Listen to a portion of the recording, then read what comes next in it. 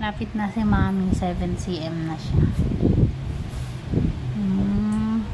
Mas madalang na yung sakit ngayon kaysa kanina. Ay mas mapanay-panay na yung sakit. Kanina medyo madalang-dalang lang, no. Ngayon medyo ano na siya, tawag dito, may pasakit-sakit na talaga. Nararamdaman na ni Mami yung pain. Hindi bale.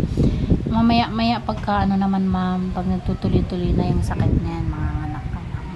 Hayaan mo lang yan. Usa rin naman yung lalabas yan mamaya. Paapat na baby mo to, ma'am, no? Paapat na baby ni ma'am. Kaso nakunan siya ng isang beses. Kaya pangatlo to ngayon na baby niya. Kaya mo yan. Kunting ano lang.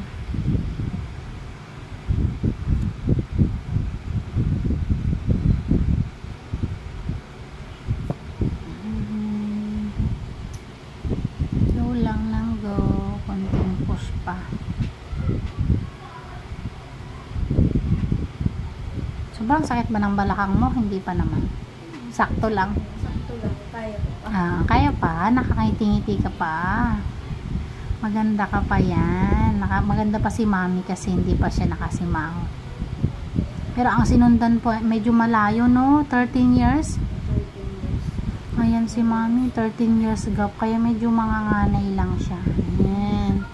Mamaya, titignan natin kung marunong pa ba si Mami umiri. Ayan. Natin mamaya marunong pa umiri si Mami kasi ano, mamaya-maya natin yan papairi-irihin pagka palabas na si baby. Papakainin muna natin si Mami kasi para at least may lakas siya mamaya pagka malapit na si baby. Ayan. So mamaya tutuloy natin yung pag ano kay Mami.